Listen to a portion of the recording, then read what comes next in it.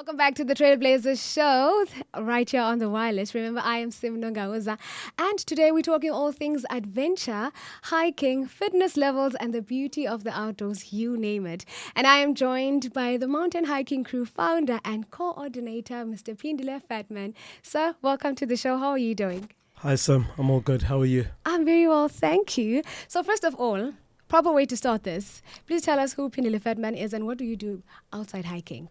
Okay. Well, I'm the founder and coordinator of Mountain Hiking Crew, but that isn't my profession. In terms of profession, I'm a trade union official. I work for the National Union of the Metal Workers of South Africa. Wow. So I'm one of the officials for that organization. Okay, now I'm more interested in why you're doing hiking. Sure. Okay, right. Well, I believe that the mountain hiking crew has a lot of followers, right, Correct. on social media. And when and how did you start the crew? Unofficially, we started the crew in 2018, Yes. but officially I can say we started in 2019. And how did we start it? It started as I wanted a different birthday. I had always been hiking from high school, coming up into varsity, and it has always been a hobby of mine. Yes. But then I decided in 2018, you know what, I'm going to call my friends on a hike and camp for my birthday, something different. Okay. So I told them, they came through, we went, and we did that particular birthday hike and camp. Yes. Post that, they didn't want to stay behind. They would see me hiking on social media. Listen, Yeah. Phindile, we want to come through. When can we come through? And it started just being a thing of just us friends, and then it was friends of friends. 2019, I started to realize that there's a lot of logistics, Okay. preparing and planning, and now I need a team to work with. That's Yes. when we then founded Mountain Hiking Crew to be what it is today. Wow, from a birthday present to From a yourself. birthday present, surprise to myself, for my friends, to what it has become today. Okay, that's interesting. So tell me, how is hiking beneficial to the way you conduct your daily life? Like, how does it help you? Sure. I think for the obvious would be the physical benefits, health Yes. benefits that you get from hiking.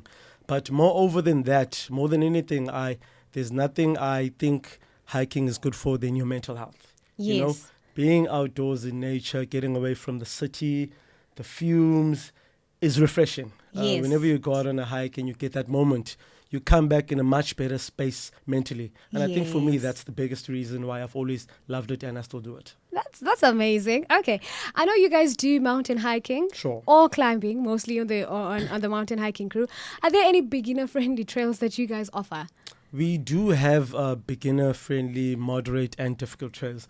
This is to accommodate the various different types of fitness levels our members have. Because we Yes. do have beginners, we do have visitors, we do have the avid hikers like ourselves who want more of a challenge. So when we construct our calendar at the beginning of the year, we make sure to accommodate everyone into our schedule for that particular year.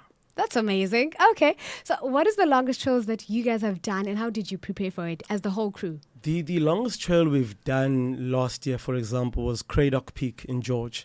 That was 21 kilometer summit. Whoa. Took 11 hours to complete. What did we Okay. do? Well, for myself, physical health and training is part of my schedule and routine. I didn't do anything much differently, but what I did encourage those who were going to participate in that particular hike was to say, guys, you obviously need to hit the gym. You need Yes. to watch what you eat. So we did tweak a bit to encourage people to be physically active, but also just to keep themselves at bay to make sure that they can be able to complete that particular hike. Yes. Oh, that's amazing. And as a person who has been hiking as yourself, what is your favorite trail and why? That is my favorite trail. Outside of, I would say Cradock Peak is my favorite, followed up with Drakensberg. And I think for me, the reason it's my favorite, when you reach the summit of that particular trail, and especially if it's a cloudy day, you will find yourself on top of the clouds. Oh, wow. And it's only when you're on a flight that you get an opportunity to see that particular view. So when you do see it physically, it's something that you can never forget. It's sort of like a bucket list moment type of thing. I'm sure I'm going to put that on my bucket list. Okay, we're still chatting to Mr. Phindile Fatman from the mountain hiking crew right here on Trailblazers. So, my next question is, right, I believe that hiking is not the only thing that you guys offer. There's Sure. camping, there's traveling. Please tell me more about that. Well, in essence, we ran a hiking and camping social connect. Yes. So adventure, hiking, camping, and travel, which is associated because for the better part of the time, if we're camping anywhere, we need to travel. Yes. We don't really camp in and around Kabeja. It's anywhere within the Eastern Cape and anywhere within the surrounding provinces. So we do have hiking and camping. The camps happen every second month, though. Okay. They're not as frequent as the hikes. And then the camp is always an experience and an opportunity to do a short left.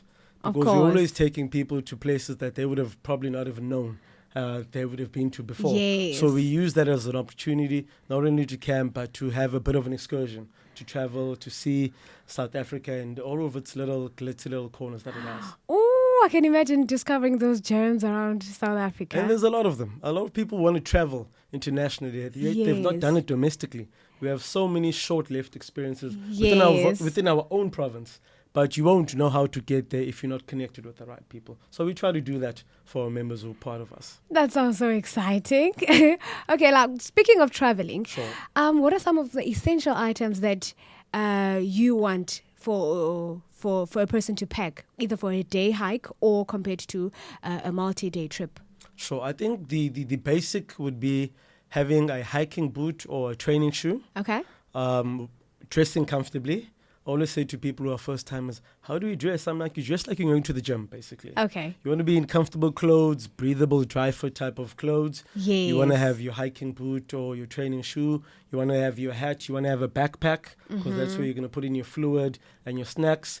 And you want to have a hiking stick as well. It's not mandatory to have a hiking stick, but it does help when you have it. So those are the basics you need for just an ordinary day hiking trip. All right. That's cool. So you guys have different fees for each trail. Sure. So how do you categorize the fees according to each trail? Sure. So unlike ordinary hiking clubs, we don't have joining fees. We don't Okay. have a premium that a person pays monthly. We have a pay-as-you-go membership, Yes. which means you pay for the specific hike you attend. And basically, the payment will be determined by certain things such as your permit.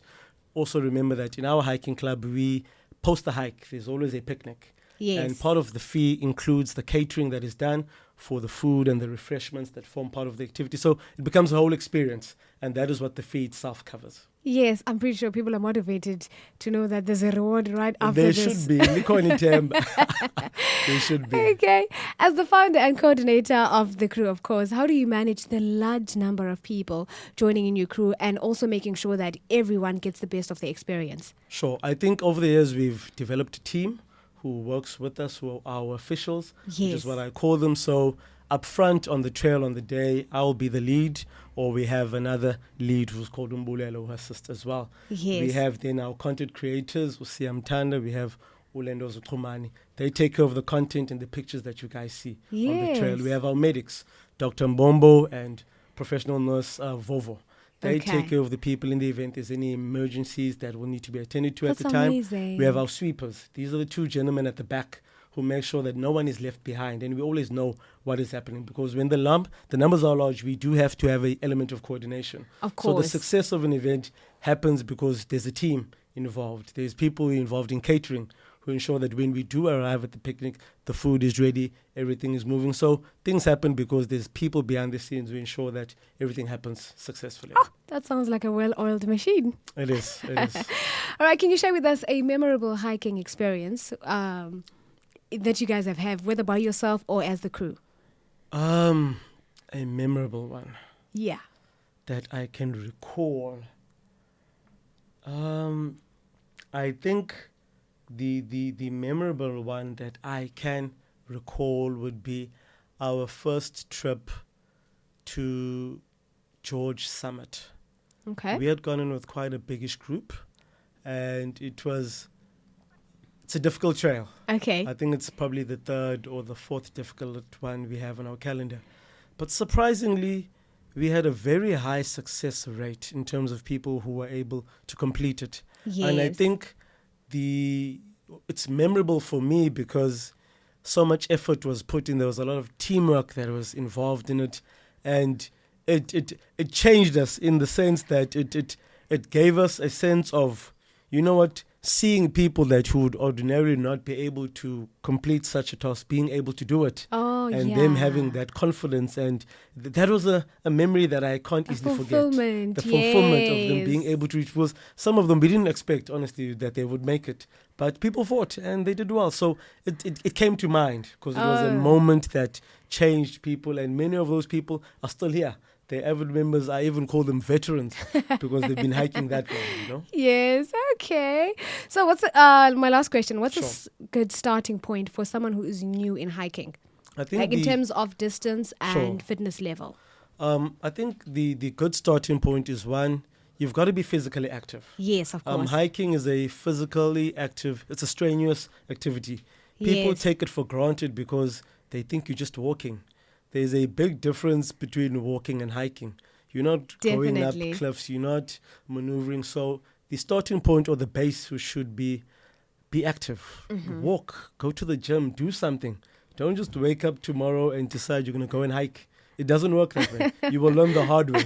So I think the baseline is to do that, and obviously to find a beginner-friendly trail that you can start on. Yes. And then as you build your confidence and as your fitness level grows as well, you can then start to get the courage to take on a bit more challenging trails as well.